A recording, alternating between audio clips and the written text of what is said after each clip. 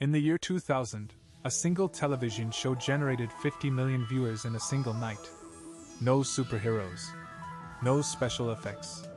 No Hollywood stars.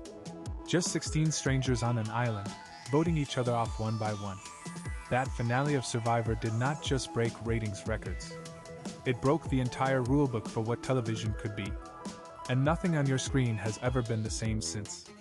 In the next 10 minutes, you are going to discover exactly how reality TV rewired the entertainment industry from the ground up. We will trace the money, the psychology, the backlash, and the unexpected legacy that most critics completely missed. And we will get to the most counterintuitive truth of all, the one thing reality television actually gave us that no one in the industry wants to admit out loud. Let us go back to where this all started. Television in the 1990s was expensive, predictable, and controlled by a very small number of people. The major networks, ABC, NBC, CBS, Fox, paid enormous sums to writers, directors, producers, and actors to create scripted content. A single episode of a drama could cost $1 to $3 million to produce. A sitcom like Friends was paying its lead cast members $1 million per episode by the end of its run. The system worked, but it was fragile. And network executives knew it. Reality television was not a new idea. Candid Camera launched in 1948. An American Family aired in 1973, following a real family through a real divorce. The Real World premiered on MTV in 1992. But these were curiosities. Niche programming. Nothing prepared anyone for what happened when the format went prime time with full network budgets and aggressive promotion behind it. Big Brother launched in the Netherlands in 1999. Survivor premiered in the United States in the summer of 2000. And within 12 months, every major network was scrambling to develop their own version. The reason was not artistic. It was financial. Survivor's first season cost approximately $1 million per episode to produce. That is roughly half the cost of a mid-range scripted drama. And it was pulling in numbers that most scripted shows could only dream about. The math was brutally simple. Reality television was cheaper to make and more profitable to sell. Advertising rates climbed because the audience was enormous and deeply engaged. Viewers were not just watching. They were talking about it at work, calling their friends, logging onto early internet forums to debate every elimination. This participatory energy was something scripted television had never quite generated at scale. And the networks noticed immediately. By 2002, American Idol had arrived and changed the equation again. Now audiences were not just watching. They were voting. They were invested in the outcome in a way that felt personal. The show pulled in 30 million viewers per episode at its peak, and it turned a talent competition into a national conversation. Artists like Kelly Clarkson and Carrie Underwood went on to have genuine, lasting careers. American Idol proved that reality television could create culture, not just consume it. But here is what nobody talks about. The explosion of reality television did not just change what networks produced. It changed what audiences were willing to accept. Decades of scripted television had trained viewers to expect polish, narrative resolution, and moral clarity. Reality television offered something rawer and more unpredictable. Conflict without resolution. People behaving badly without consequence. The messiness of real life, packaged and delivered weekly. And audiences responded not with rejection, but with appetite. The psychological pull is real and well documented. Researchers at the University of Nebraska studied reality TV viewership and found that social comparison is one of the primary drivers. Watching real people succeed, fail, embarrass themselves, or triumph activates something deep in human psychology. We benchmark ourselves. We feel better about our own lives, or we aspire to be more than we are. Either way, we keep watching. The economic disruption that reality television caused rippled through every part of the entertainment ecosystem.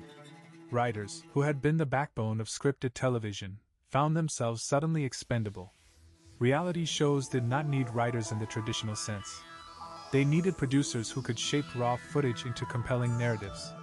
The Writers Guild of America would later argue, correctly, that many reality shows did in fact use writers, just under different job titles to avoid union protections.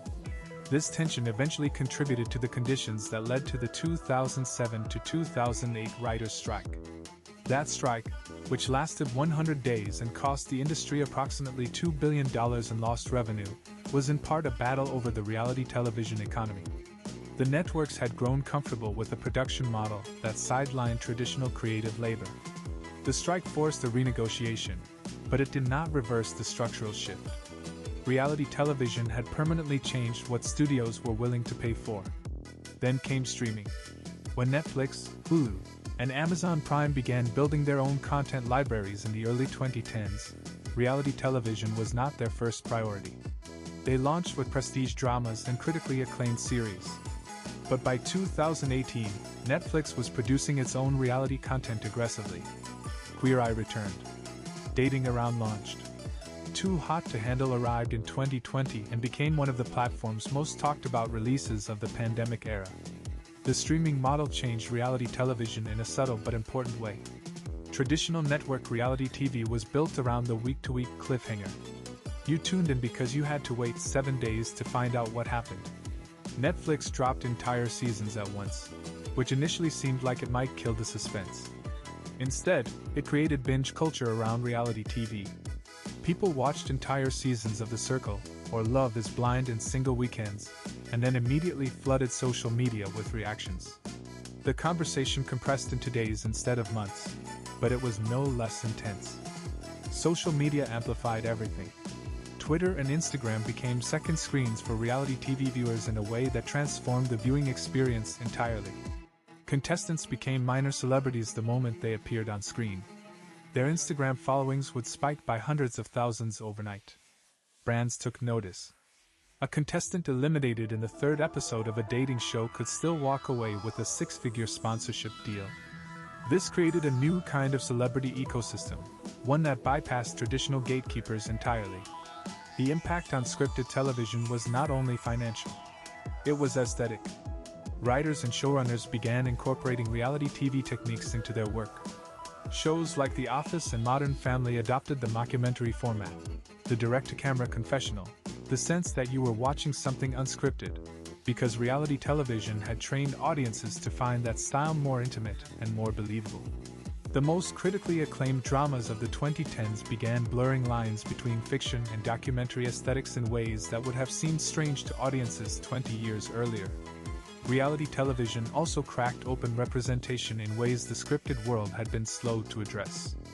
RuPaul's Drag Race, which launched in 2009 on a small cable channel, grew into a global cultural institution. It brought LGBTQ culture into living rooms that might never have sought it out otherwise. The show created a vocabulary, shade, reads, lip sync for your life, that crossed over into mainstream conversation. It won multiple Emmy Awards. It launched international versions in 12 countries. Its influence on fashion, language, and queer visibility is genuinely difficult to overstate. Here is the counterintuitive truth that this whole story has been building toward. Critics spent 20 years calling reality television the death of culture. They said it was cheap. They said it was exploitative. They said it was making audiences dumber and less demanding. But the data tells a different story. The golden age of scripted television that everyone celebrates, Breaking Bad, The Wire, Game of Thrones, Succession, happened during the same period that reality television dominated the ratings. The two did not cancel each other out.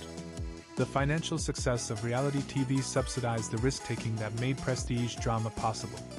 Networks and studios could afford to greenlight expensive, challenging, low-rated prestige content precisely because reality programming was generating reliable, outsized profits on the other side of the schedule. Reality television did not kill quality. It funded it. That is the legacy nobody gives it credit for. Before you go, if you learned something valuable today, hit that like button right now. Subscribe to BuzzCore for a brand new video every single day. We will see you in the next one.